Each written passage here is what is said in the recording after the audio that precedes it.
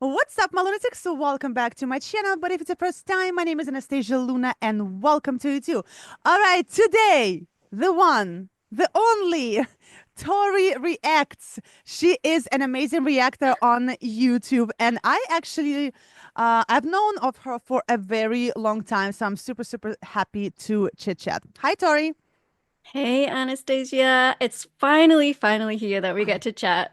Yeah, I know. We rescheduled a couple. First time I rescheduled, then you rescheduled, then I rescheduled. So it's like, so I'm really happy that we actually got to talk today. I know it's a rainy weather where you are, and where I am, it's pretty cold. So I'm literally here with like all the heaters, and you probably are bundled up in your house, sitting looking outside at the window. Yeah, I haven't been outside today yet because I had my stream and then I filmed some and then I haven't been anywhere today. Yeah, So, I went to the gym and then hated my life for the entire hour because I had to walk because I don't drive, so I have to walk to hmm the gym. All right, let's start from the very beginning. Where are you from? Where were you born? I am from the northwest of England. I was born in a city called Preston and I moved to the US. Oh, it'll be 13 years in July. So, I moved here to be with my American husband. I didn't ever think I would leave England at all, let alone move across an ocean. Yeah. Like you. It's a scary thing to go through, but I've been Oh here. no, I wanted to leave. Really? Yeah, See, always, always. yeah. See, I never really had that thought input or even thought about moving away from like my little village that I grew up in or that Hmm. area. So when I met him, it was like, ooh, because he was the one who was more settled. He had the house, he had a Hmm. job, and I didn't have that stuff. So it just made sense for me to come here. Hmm. Um, so yeah, it was scary for me, and I was 23 at that time. Oh, that's awesome. I was 19 when I moved, and I moved by myself. hmm All right. So, as far as like your family, are you the only one? Have you always listened to metal, or did you start with the other styles? So were you always a metalhead? No, so growing up, well, I was exposed to a lot of music growing up. My dad's more like into the rock and metal side of things with like I grew up with Bowie, Black Sabbath, Led Zeppelin, that kind of stuff. And then my mum listened to more radio-friendly pop music sort of stuff in the car. So like at that time it was early 90s, early 2000s sort of pop stuff. Hmm. Uh, and then as a kid, my mum would say the only thing that would keep me quiet for long periods of time was Disney's Fantasia. So that was the animation with the classical type of music. And she said she could throw on the old VHS and just sit me down and then rewind it and start it over again. And I would just sit there in awe, just like watching and listening. Um, and then I guess that's when I became like a late teen, maybe Hmm. 16, 17 is when I started getting more into like the rock metal side of things. And that's when I discovered bands like Nightwish and Epica that mixed both the classical and the metal side of things. I was like, what is this heaven? So yeah, I've been exposed to everything. I pretty much listen to everything now still. I see. Were your family musically inclined? Anybody plays instruments? Anybody sings? Yeah, my grandma was a piano teacher. She went to school for Mine that. too. Yeah. So we're like I've got a few aunts and uncles that are very musically talented. My parents aren't necessarily they didn't ever go into music that way. I've tried, but when I was younger, when I was a teen, I was in a really bad habit of starting a hobby, getting to a certain point, hitting a brick wall and then quitting it. Hmm. And so I've tried piano with my grandma because you're gonna take advantage of that, Of but course. kind of the wrong person to teach somebody's grandchild because they can't really rein themselves back with like Uh-huh. being annoyed and whatever. Um, so I tried piano, I tried trumpet, I tried guitar, um, but my hands I'm only tiny. I'm like 5'1", so my hands are That super is so. small. Yeah, Oh my God. I'm 5'8", so I'm yeah, like giant compared to you. Oh wow, that is. yeah. I always wanted to be shorter. I'm jealous. Yeah, so my hands, I've got like really small hands, so trying to like grasp the fretboard just was impossible Mhm. for me with like it wasn't comfortable at all. And and then I didn't that was I think I did guitar when I was like 16. And then after that I kind of stayed away from trying to be Okay. musically talented in that aspect. I just liked being like the consumer side of it, if that makes sense. Uh-huh. So, So when you said you mentioned Nightwish and Epic and all of that when you were about like 14, you said, right? maybe like 16, 17. 16, 17. So were you still in school or is it like college years No, already? no. Yeah, that's so I think they've changed it now, but when I was going to school, we finished high school at 16.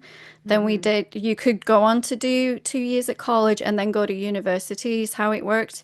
I tried college. Like school is not for me. Hmm.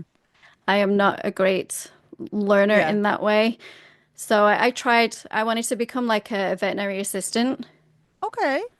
So I tried that, but I I didn't even last the full year. Like I dropped out at the end of the year of that. It just really I wasn't for see. me. I see. So you said you're like from a relatively small town, right? Well, well, it's a town now, but when I was growing up, it was still a village, and then the population grew, and now it turned into a town. The city I'm from, it's somewhat big, but then you've got an hour away is Manchester, so Mm, I see.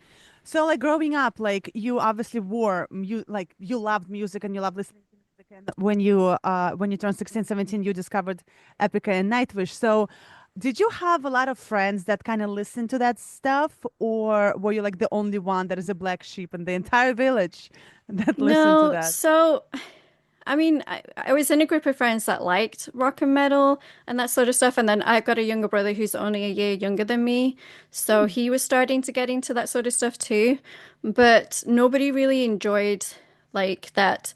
Like I hid it away. I felt embarrassed in the beginning because it does have that very, especially with the Taria era, the very operatic vocal and Yeah. Simone. So I was like, I don't know if as a teen you get bullied for that sort of stuff, and Yeah. so I didn't really tell anybody about it a lot, and I'd always listen to it quite low in my bedroom, and then I just got to a point where I'm like, nah, you know what? I love this stuff. I don't care who knows, and I'm just gonna play it. And how did people react? Um, I mean, my parents like it. I mean, a lot of people when they listen, they tend to see like they're like, this really shouldn't go, but it does. It really works. So I feel like it works perfectly yeah, together. yeah. I think it's like awesome. I mean, I grew up in a very musical family. My father is a singer. He sang opera. He sang in bands. My mom is a theater director. So like I grew up in all of that.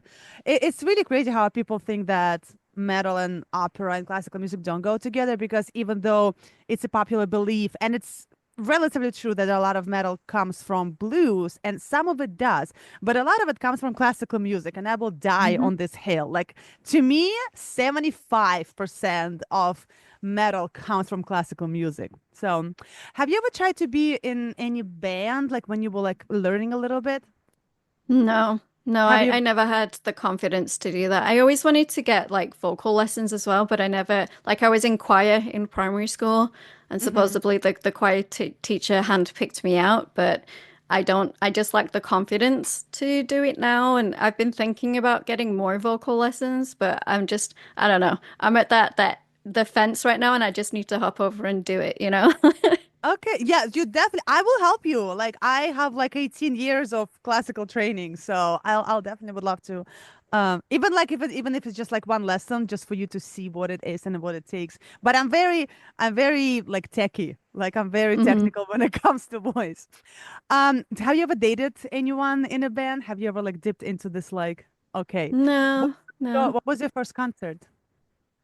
Honestly, it wasn't metal. It was my best friend in high school. She had nobody to go with her and she wanted to go and see Beyonce. So I went with her to see Beyonce. And how was that? It was okay. Something happened. with, I think one of her backing dancers or something fell off the stage before it was supposed to start. So it was in a massive arena in Manchester, and it was delayed for like 2 or 3 hours. The crowd was booing because nobody was being told anything. And so Oh. she started late. So I don't know if that's what was happening, but that's the rumor that was circulating, around the arena. Yeah, I don't really like when it doesn't usually happens in America. Maybe I don't have that experience, but usually they say something like, okay, Hmm. it's delayed because of this and that. Epica was almost delayed. They apparently they got to the venue like 10 minutes before the concert and they like jumped on stage and started performing. But yeah, when there's a 3 hour delay and they're not saying anything, that's very strange, especially on that level, the level Hmm. of like high end level. How much were the tickets? I heard the tickets are like insanely crazy. I don't remember. It was like when I was maybe 13 or 14. So, Oh, it was back then. I see. yeah. So tell me the love story of meeting your husband. Well, so when I was young, like 20, no, 18. So You're I was still young. previously married, Mm-hmm. and I just got out of a really bad emotionally abusive marriage, and wasn't looking for anything, just online chatting, because at that time I didn't have a lot of friends surrounding me, because obviously with it being emotionally abusive, he'd pushed everyone away, and Mm-hmm. it was horrible. But so I got out of that, moved in by myself, and just online, just on a chat website, and just got talking to my now husband, and was a little bit wary because we do have an age difference. And obviously at that time I was still like early 20s, and he was a lot older. But I was just like, you know what, just be civil. Everybody's going through something, whatever. I'm an adult. I can make my own choices. And we just grew really close, and he's like, well, I can pay for your flight to come over and visit, and we can spend a couple of weeks together. And if it doesn't work, and if it's not what we're feeling online, and if that's not something that's reciprocated in real life, then obviously I have a spare bedroom. You can go stay in there, and we can just hang out as Oh, that's friends. such a gentleman move to Yeah. say that right away that you will be okay. Like we don't have Yeah. to. That is Well, very, very nice. and also because I was traveling there by myself, it was my first time I'd ever been on a plane by myself. He also spoke to my mum and dad via Skype and gave them all of his information, so they knew where I'd be going and where I'd be staying. Um, and yeah, that's how it happened. I flew over December 2011 and stayed for a couple of weeks and did not want to come home.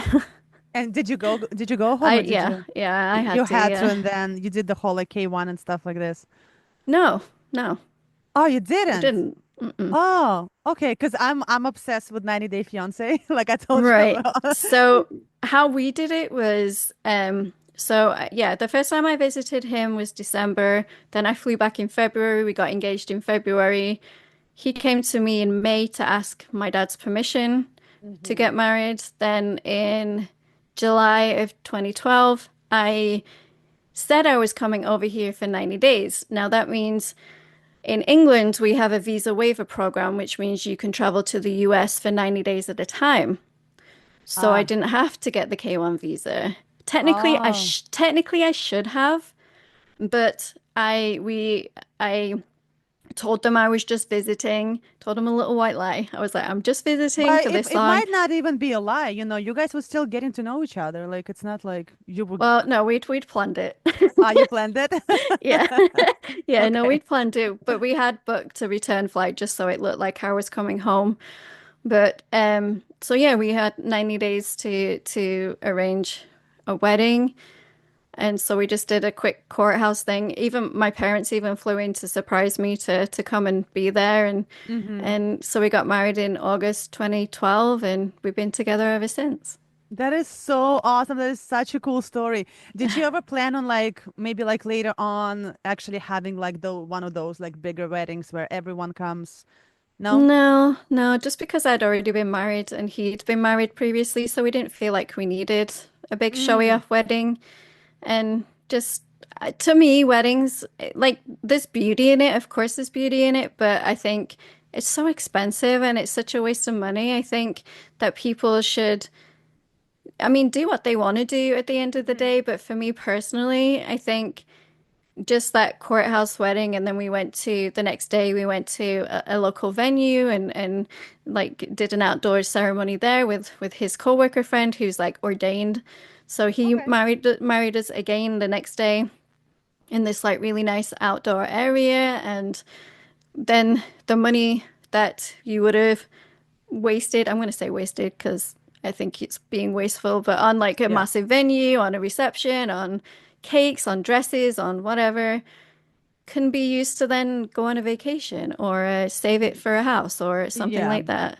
Well, I'm definitely with you on that one because like I got engaged recently and I said right away, we're not doing this big wedding, maybe down the road because she's Puerto Rican, so she has this like huge Yeah. Spanish family. So, and everyone, all these like family functions, there are like 75 million people. So hmm maybe at some point we will have to do that wedding because it's just, I guess, it's like traditional and stuff like this. But at this point, yeah, we just want to fly to Vegas, just me and her, and get married by Elvis, go hmm to a club, dance through for 3 days, get drunk, Yep. and just do it like that. Yeah, like we don't even have a house. Like we should plan for the future as opposed to like spending all that money. And it's so expensive, especially in this country. It's like even the cheapest wedding, the hmm cheapest one, it's like 25K. And it's like we're talking like literally just like hors d'oeuvres and like champagne and that's it. hmm So I'm definitely there with you. Oh, we know Um, we're in the process. I've got twin stepdaughters, and one of them is getting married in February, so we're in ah, the process of saving up for part of her wedding. yeah, because it's also So, like what is it? What is the tradition? The father is paying for the well, wedding. that's the tradition, yeah. Uh-huh. But I think it's like an old-fashioned tradition, to be honest. But Oh, yeah. um, yeah, he's offered to pay for the reception part of things. So, Which is still gonna be crazy expensive. So good luck with that, guys. And it's hmm probably so much headache, but it's like cool headache to have. It's like a nice celebrating love and all. So let's talk about your reaction channel. How did that fall on your lap? How did you get an idea? How did you start? um, ooh, so. Well, obviously with liking music and like being on YouTube and seeing like being into Nightwish a lot, um, about a year before I started my channel, I saw these like reactions to Ghost Love Score popping up, and I was like, what the heck is this? Like most people do, that normal reaction of seeing somebody listening to a song that you enjoy on YouTube. And then I really got into it and I really enjoyed the emotion that was being shared through people discovering songs that you like and bands that you like, and just that shared love for music. And so it took me about a year to build up the confidence to be like, maybe I can do this, maybe I should try. Mhm. And so I think it was November 2019 is when I started my channel, That's and before that's when just pandemic before hit. COVID. Yeah, yeah. Okay, that's kind of around the time when I started too, yeah. Yeah, just before COVID happened, and I didn't have a fancy setup. I just had my laptop, a laptop webcam, and the laptop microphone. And Hmm. I recorded my first few videos, and I started with a Nightwish performance I hadn't seen yet that Floor had done, just so that we could get the views rolling for the Hmm. channel. And then I started taking people's requests from comments and just built it up gradually that way. So, which bands were, or which styles, subgenres of metal maybe were like a huge discovery for you? You're obviously no metal, you obviously listen to rock your whole life and music your whole life, but was there any like, oh my God, what is this? I never knew this existed, like those kind of bands. Um, well, not that I didn't know that they existed, but I really wasn't into a lot of it's so many harsh vocals on one track, so like deathcore and Hmm. things like that. wasn't really in my wheelhouse at that time. But the longer I've had my channel and the more I've built the community and the more I live stream and they introduce it to me, I'm like, oh, I love this now because not only do they add in those harsher vocals, but like it's really impressive to do and to do that for a full track and how they do it. And then most of the time they also add symphonics into that sort of stuff too. You Yeah. know, it's not just straight headaches in your ears. It's very intricate as well. So that was something, of course, you know, a lot of foreign bands, a lot of Japanese metal, a lot of just stuff that I probably wouldn't have been exposed to if it wasn't for the YouTube channel.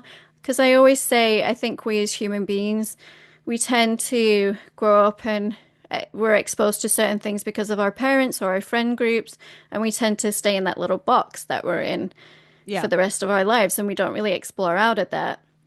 So I was like, that's a great thing for my channel is now I can have all these people from so many different walks of life introducing me to their favorite stuff and their favorite bands Yeah.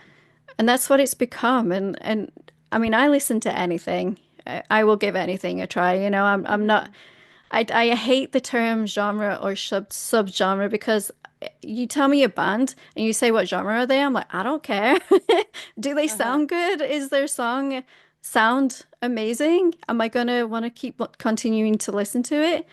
And if that's yes, then it's gonna go in my playlist and I'm gonna listen to it, you know? Yeah. So that's just how I've always been. And yeah, I had that discussion with like Metal Bub, Drew Fortune, and Steve OG. They have a Hmm. podcast as well, and they were talking about subgenres. I was like, don't ask me because I don't know.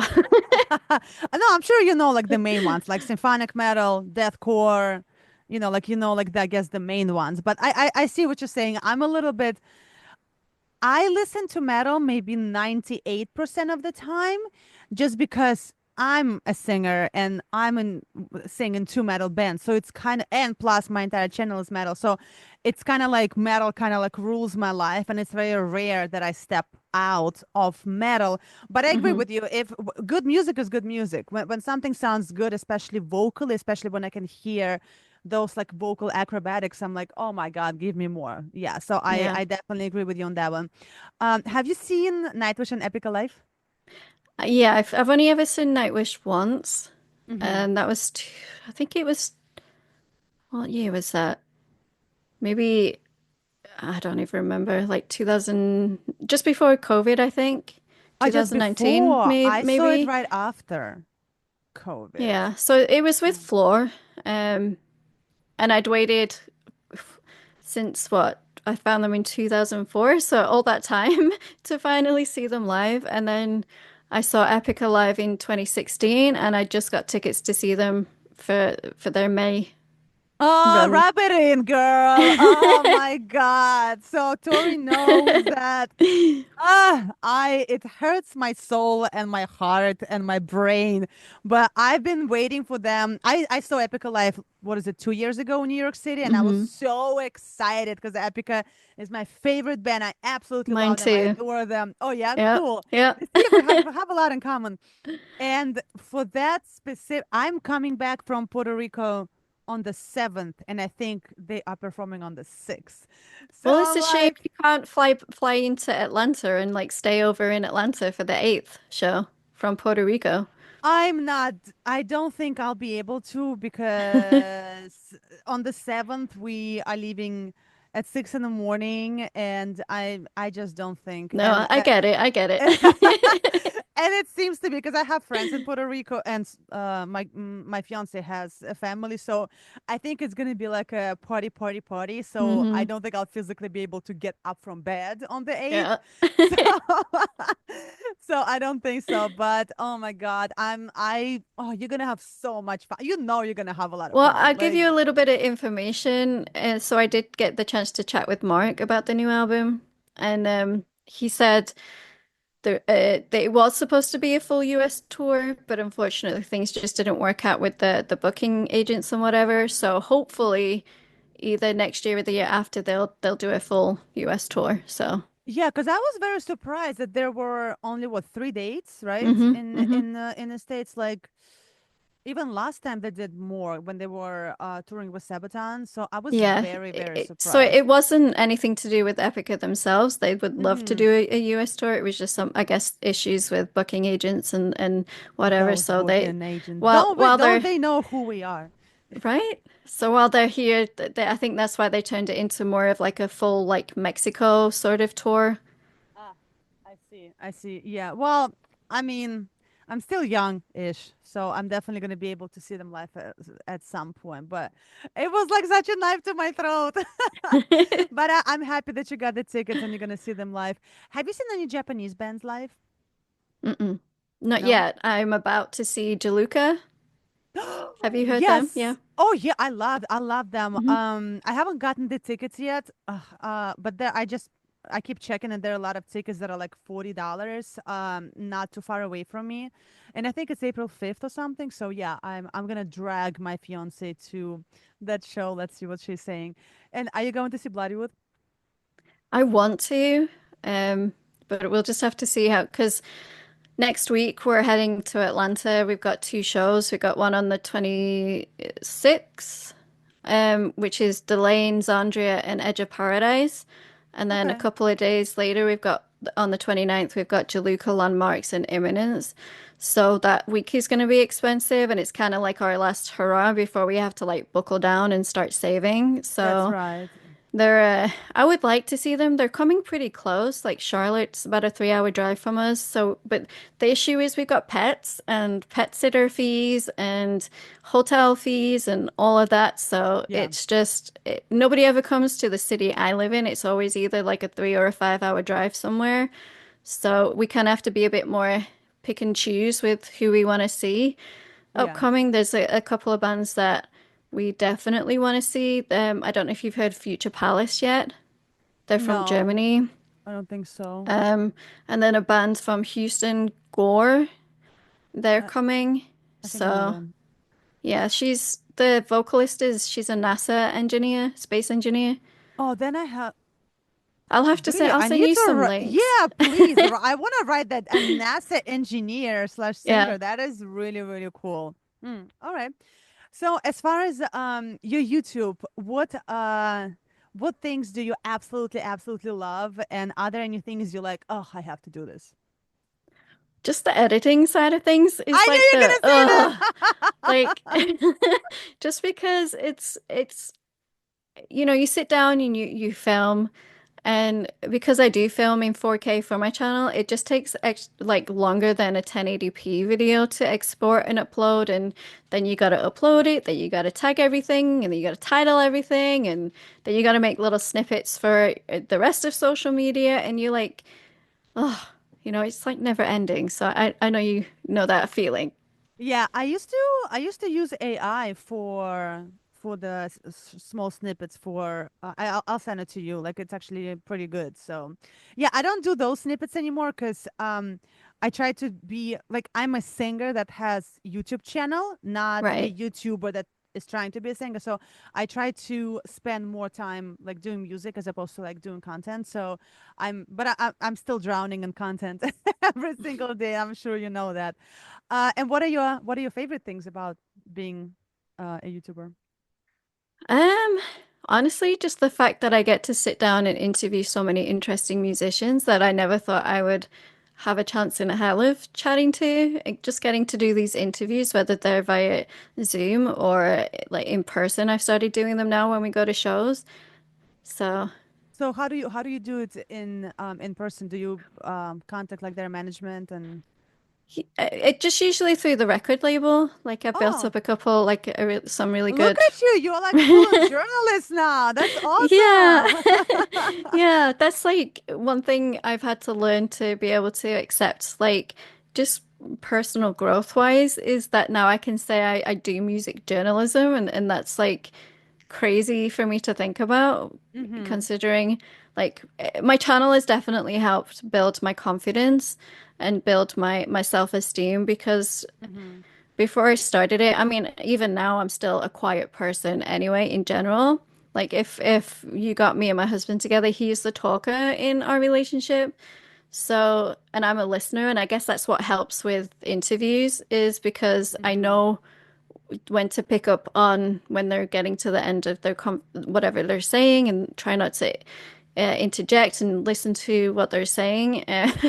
So, but yeah, it's definitely helped build my own confidence. Same with like Twitch streaming, with Hmm. just small talk, because I used to be awful at small talk. Like people will go get their hair cut or get their nails done or whatever, and they'll sit and they'll talk about their life and things. And I'm just sat Yeah. there in silence because I don't know what to say to somebody. I don't know. It's all very awkward. But yeah, it's definitely helped in that aspect. So that is one thing I do love about having the channel and just having also these bands know who you are as well. If you go to their shows and they see you and they're like, "Oh, thank you so much for the love and thank you so much for the support," and just little things like that that just make it all worthwhile. Yeah, it's awesome. Nobody ever sees me at the shows because I go all the way to the back. I don't know. I get so claustrophobic. I really need, I mean, I definitely understand the beauty of being up front, like really close to the stage, but I feel like I just get like, what if I need some water? What if I want Uh, to drink? What if I need to, like, I would, so that's why, like, nobody ever really sees me. Yeah, we're usually it's very rare we're right at the front now just because I'm older and I just can't deal with people pushing on me Hmm. and and pits and stuff like that. So if they have a balcony, then we're usually up on the balcony because it's usually the best view of the whole stage. You can see everything that's going on. Or we're right at the back, like you say. It's just Yeah. easier. Or if they have like sometimes they have like a VIP section that you can Uh-huh. pay to upgrade to sit in. Because I do have chronic lower back issues so standing for like 4 or 5 hours is just horrendous for me. So Yeah. like my husband knows he's like, well, they've got seats. We can go get some seats if you need to sit down or just whatever like that. You know, I feel like I'm gonna have chronic back issues now. Like my back, I don't know what I did, but I can't even sit. Jesus. All right, so now I'm gonna play a game with you. So you're you're very suspicious. You're like very all right, name five of your favorite bands. But it has to be a band, not a singer. Okay. Let's go Epica. Epica. Yep. Imminence. Uh I'm gonna go with Novelist just because the last three previous singles have been absolutely incredible. Um, oh gosh, there's so many. That's so hard. It is hard. Camelot's always been a big one for me. Okay. I'm trying to like we've got like a wall of fame like right in front of me, and I'm trying to Uh-huh. see who I've got up on the wall over there. Um, I still do love Nightwish, but I feel like with the last two previous albums, they kind of changed a lot from like where they started. Like I Once is still like my favorite album from them, so Oh, let's sorry. yeah, let's say Nightwish. All right, yeah, I kind of agree with you as far as Nightwish. I feel like they went into more like a cinematic kind of like a soundtrack for the movie kind of thing as Hmm. opposed to like straight up symphonic metal.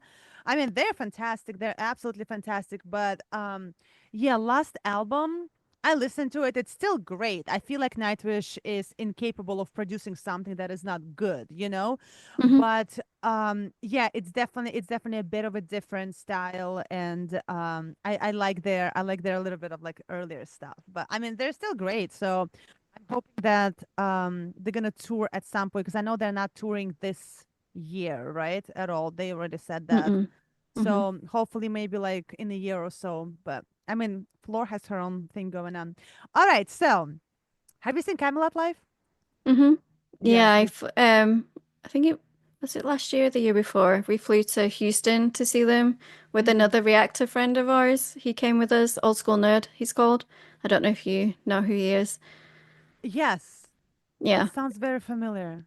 Old School Yeah, Nerd. so that Yes, I was the believe. first time I saw Camelot live. But I pretty much like them as long as I've liked Nightwish and Epica, so Who was doing growls for them? Because they usually have. Melissa Bonney. When did you go? Hmm. Because I saw Melissa Bunny with them too. We might have seen the same tour.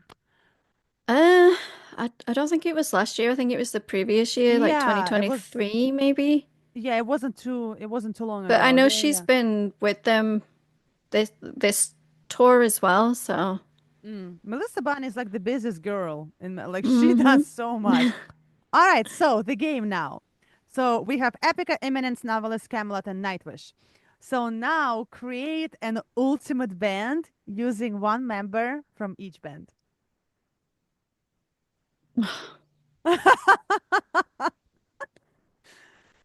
I don't know if I could do that because honestly the voice is The voices the are different. well, it's they're different, but like I feel like the voice is the thing that is the most emotional pull for me, and that's what I connect with the most with the music, if that makes sense. So I don't know. And there are so many amazing musicians in each of those bands. So you couldn't do I that. don't think I could. No. All right, so which ones of these two bands do you think would be like the best collaboration Mm, or like the most interesting one? I think Eminence and Novelist could really pull off something nice together, for Mm-hmm. sure. With the contrast of Eddie and Camille's vocals, that male and female, because we get that in Epica and we sometimes get that in Nightwish. So Yeah. they already have that. But then you add in Eddie's violin into the mix as well, and they both have like similar sounds and they both produce like similar emotions. So I feel like those two I think would be perfect together.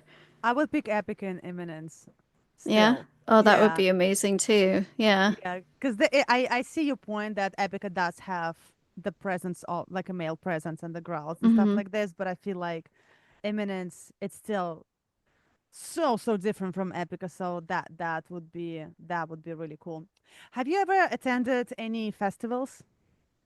I have not. I haven't. I it just hasn't ever really appealed to me because one, Oh, massive crowds. I okay. just that being anxious of everybody around you, and two, just the having to stage swap and figure out who's being where and what time. And I would like to go and I would like to experience one at least once in my life. And if it Mm-hmm. was one, it would probably have to be Wacken just because of the general type of bands that they have there that are more so my style. Mm-hmm. But no, I've never been to one. So you said that you also mentioned that you still want to maybe like dabble into maybe learning singing, like vocals and stuff like this. Would you ever consider like recording something or maybe write? Do you write anything? No, so I have something called aphantasia, which means you don't have a mind's eye. So I don't Uh-huh. have an imagination. I don't have Yes, like you do. Come on, girl. no, I Like you don't. I yeah. don't. I don't see if somebody tells you to imagine an apple, there are varying different stages, right? So if you Uh-huh. imagine an apple, like what does it look like to you in your head? It would be a green with a little bit of a stem, and then on the side it would be a little bit like a red spot. See, mine's just dark. I don't have anything. I don't see anything. And that's why music is so important to me because it covers that darkness that I don't have that visual mind's eye. That is so interesting. I've never heard of Yeah. that. Yeah. It's called Aphantasia, and there are obviously different levels. You've got people who can completely imagine a whole scene with this apple and are very creative in that way. And a lot of musicians tend to be that way, Yeah. especially like people who create concept albums because they've got this whole story and they've got this whole thing going on. Whereas for me, that's why I haven't really delved into like songwriting or lyric writing or anything like that because I love books, but I Hmm. can't visualize the characters and the scenery and things like that. So it's just literally Oh, verbiage on a page for me. Whereas I know some people, it's like a literal movie that they're seeing in their it's head for as me they're like reading that. along. Yeah, see, It's it's it, it's just, actually it's actually a little bit distracting sometimes because I hmm my brain starts basically watching a movie. I also have this right. thing, I don't know if it's a condition, but like sometimes I read books in while sleeping. Uh-huh. Like I don't know what it is, but like I literally can read the whole story while I'm sleeping. Like I don't know, like Yeah. my brain imagines like those like sentences and stuff like that. Yeah. So, See, whereas my dreams, I don't remember them because I don't know if I am dreaming. oh, my dreams are crazy. My dreams are like a My father always used to tell me that I should write it down because it's usually like a scary movie scenario. It's awesome. It's Yeah. like watching a movie. No, the only times I'll remember something is if I've like woken up in the morning and then gone back to sleep for an hour or two, but then it's usually more so um words rather than imagery, you know? It's really Oh my, weird. I'm gonna research that. I've never heard of that. I've Yeah. never heard of that, but it's really cool. It's also kind of liberating too, in a way that like you can actually focus on things as opposed to like having this living Kind its own of. life right here. Kind of. I'd like to experience what people like who have a full like visual mind's eye experience just because Mm-hmm. mine is so dark and there's nothing in there. Like my sister, she's very creative. She's like a digital artist and is Mm-hmm. very story driven, and she says her mind never shuts off. It's always there's always stuff going on in there and images and stuff. Mm-hmm. But yeah, mine's not like that. And that's she's actually the one who was like, I think you have this because we talk about it. And so she went to go research it and she came back with Aphantasia. And I was like, yeah, that fits. And it's like I know some people don't have that inner monologue with themselves either. All the time, girl. I have Yeah, mine fights is with just like myself. same. And I think I mine's even more elevated because I don't have that imagination to go along with it. So it's just like constant. Yeah, I have fights with. I'm like, Anastasia, don't interrupt me. Okay, let's think about it. Anastasia, listen to. I have fights with myself. Like I'm mad at myself. Like, oh my God, that's interesting. I'm definitely gonna research that. But still, like you have. Are you a full-time streamer, YouTuber, or you do something else on the side? No, I do. I have my channel full time. I'm incredibly lucky that my husband has a job that can support the lifestyle that we have right now. And he's always just been very supportive in me pushing and doing this. So I've been amping things up a little bit more recently with streams and Hmm. interviews and all of that. So yeah, just this. That is really cool, but it's still a creative thing to Yeah. do. So it's not like you sit like not that it's bad, but it's not like your accountant just like doing numbers. It's still something very creative. You still have to come up with questions for the bands. It's still there's a lot of creativity going on. So not all lost, girl. You still doing very, very, very creative things, and I'm very, very excited for you to learn maybe some vocal, even just like a little bit of vocal exercises to like get that going. Really cool. All right, so I have no more questions. So this minute is for you. 2 minutes, 5 minutes, 10 minutes. Just let us know about your plans, things that you are gonna be doing with your channel, things that you want people to know, and this is your red carpet. Tell us about you. I'm Tori. I have had my channel for about 6 years now. It started out just with music reactions, but I've really started delving more into doing like music journalism, where we have bands and artists come on the channel and they talk about their upcoming album releases or EP releases, or if I'm at a show and I'm interested in interviewing them while I'm there in person. Then we talk about the tour and tour life and everything to do with that. Because I feel like that's also obviously a different aspect of what bands do, and people don't realize how gritty that side of things can be, and they just see that sparkle of the outside looking in, and they don't realize just how. Ugh, tough it can be for these people to be touring around and traveling and living on a bus for weeks at a time with all of these people. So I also live stream. I just amped it up to 3 times a week. I live stream Tuesday, Thursdays, and Sundays. Tuesday and Thursday are from 1 p.m. EST onwards for like a couple of hours. We just hang out, listen to some music, and same on Sunday, but Sunday morning from 10 a.m. onwards. And you can hop into my Discord channel. I do have a Discord channel where you can read all the rules and stuff on how to request and everything like that. What else? I'm in the process of hopefully setting up a Patreon account. I haven't done one so far. I haven't ever had one since I started my channel. However, I really want to get into doing more like full album reactions, and instead of putting them on YouTube, I'd put them on Patreon and have it that way instead.